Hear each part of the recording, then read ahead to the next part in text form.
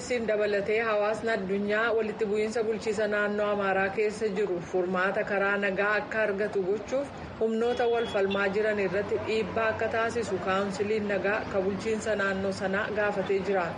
Bulchiisa naannoo Amaaraatti walitti qabaa kaawunsilii nagaa kan ta'an obbo Yaaheeraa Duballata sagalee Ameerikaaf akka ibsanitti mootummaan bulchiisa naannoo Amaaraa marii gaggeessuuf qophii ta'uusaa nu mirkaneessee jira.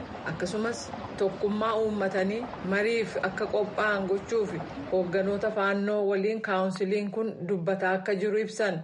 Kaawunsiliin kun mootummaa fi faannoo gara mariitti fiduuf haala mijeessuuf itti gaafatamarra jiru itti fufuun dhaabbatoota idil-addunyaa wajjinis dubbataa akka jiru ibsaniiru. Embasii Yuunaayitid Isteets waliinis dhimma kanarratti kaawunsiliin kun marii gochuusaa akkasumas akka dhiibbaa taasisan gaafachuusaa ibsaniiru.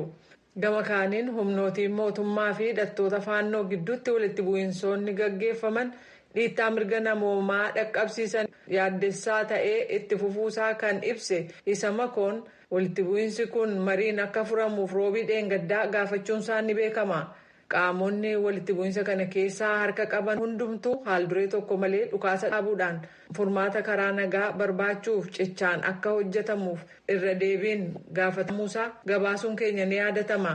Biyyoota gaanfa Afrikaatti jila addaa kan Yuunaayitid Isteets kan ta'an Ambaasaadder Maayik Hamar fulbaana 5 ibsatuu ta'uudhuuf kennaniin bulchiisa naannoo Amaaraa fi Oromiyaa keessa walitti bu'iinsoonni jiran karaa nagaa akka furaman gochuuf biyyi isaanii yaalii gochaa akka jirtu ibsanii turan jechuudhaan Kennedy Abaate Finfinneerraa gabaaseera. Waliigaltee falmisiisaa Itoophiyaa fi Somaalilaandii mallatteessan irraa kan ka'e waldhabdee Somaaliyaadhaa fi Itoophiyaa gidduutti uumame furuudhaa fi carraaqqiisee akka itti fuftee jirtu biyyi Tarkii kamisa kaleessaa irra deebitee beeksiftee jirti. Oduun kunis kunuutu bal'inaan. Tarkiin duraanuu Ankaaraa keessatti marii marsaa lamaa kan keessumsiiste yoo ta'u bu'aa qabatamaan hin argamne. Marii marsaa sadaffaa immoo fulbaana 17 gaggeeffamuuf beellamame qophii dippiloomaatonni biyyoonni yaa'ii waliigalaa kan tokkummaa mootummootaaf taasisaniin kan ka'e yeroo biraatti darbe. Ministiriin dhimma alaa Tarkii Hakaan Fidaan, ministeerri haajaa alaa Itoophiyaa Taayyaa Asqasillaasee fi kan Somaaliyaa Ahmed Mooliin Fiiqii waliin mana warra Turkii Niiwoork keessa jirutti mari'ataniiru. Adeemsi Ankaaraa keessatti jalqabame itti fufee jira. Waldhabdee jiru salphisuuf furmaata madaalawaa hojiirra ooluu danda'uu fi wal fayyadu argachuun hojjechuun murteessaadha jechuudhaan ministiriin dhimma alaa Tarkii X irratti maxxansan. Fiiqiin walga'iinni Fidaan waliin taasifame ijaaraa ta'uu dubbatan. Marii Ankaaraa caalaatti tarkaanfachiisuuf mala qoranneerra. Hooggansa kabajamaa Tarkii jalatti galma bu'aa hiika qabuu fi waaraa galmaan ga'uu qabnaa jechuudhaan maxxansanii jiran. Gama biraatiin Itoophiyaarraa obbo Taayyee Asqasillaasee kamisa kaleessaa Niiwoork keessatti ministeera dhimma alaa Yuunaayitid Isteetsitti gargaartuu ministirii dhimma alaa dhimmoota Afrikaa kan ta'an Kaatiriin Moolii P waliin wal arganiiru. Obbo Taayyeen haala gaanfa Afrikaa irratti ibsa kennanii addatti immoo ejjennaan Itoophiyaa nagaaf nageenya itti fufiinsa qabu naannicha keessatti hojjechuuf qabdu irratti xiyyeeffachuu isaanii ibsi ministirii dhimma alaa Itoophiyaa baase ni mul'isa. Somaaliyaa ilaalchisee ministeerri kun Itoophiyaan shororkeessummaa ittisuuf tattaaffii itti fufiinsa qabu taasisuu ishee ibsanii qophiin imala ce'umsaa gamtaan Afrikaa Somaaliyaatti qabu kamiyyuu osoo hin murteeffamin dura of eeggannoo fi bal'inaan ilaalamuu akka qabu cimsanii dubbataniiru jechuudhaan ibsi kun dabalee hubachiiseera.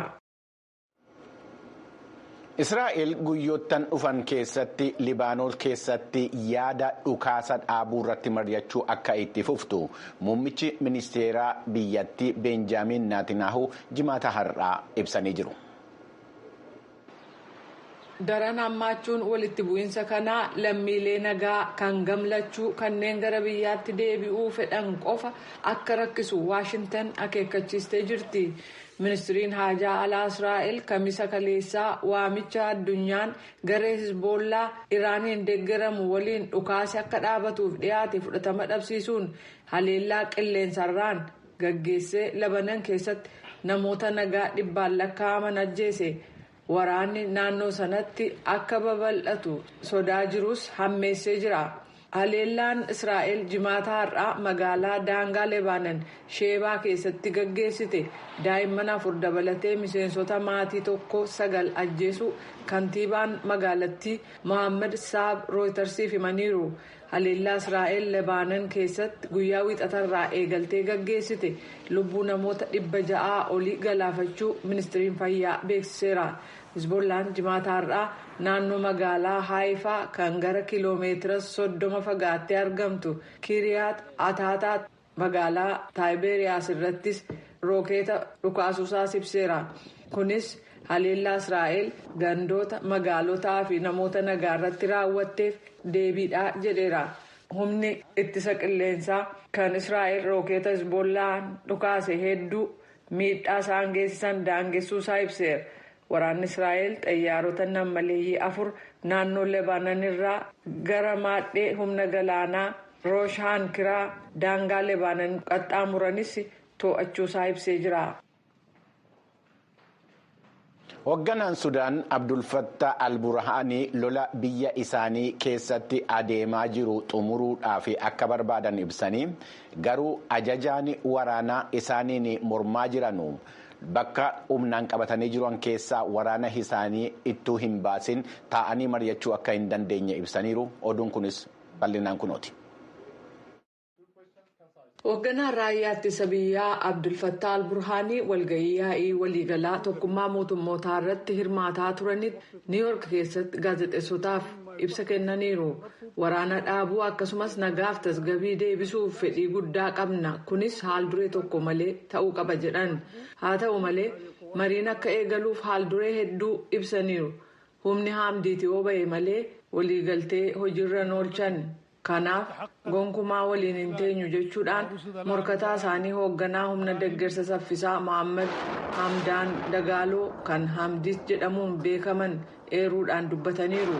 Fonqolcha mootummaa bara 2021 hordofuun mootummaa ce'umsaa Sudaan keessatti yeroo tokko michuu kan ta'an jeneraalonni lamaan aangoof dorgomtoota hamaa ta'aniiru. Eebila 15 bara 2023 magaalaa guddoo biyyattii Kaartuum keessatti humnoota isaanii gidduutti lolli dhohe. Ergasii booda guutummaa Sudaan keessatti babal'atee gocha ammeenyaa fi ajjeechaa bal'aa fideera.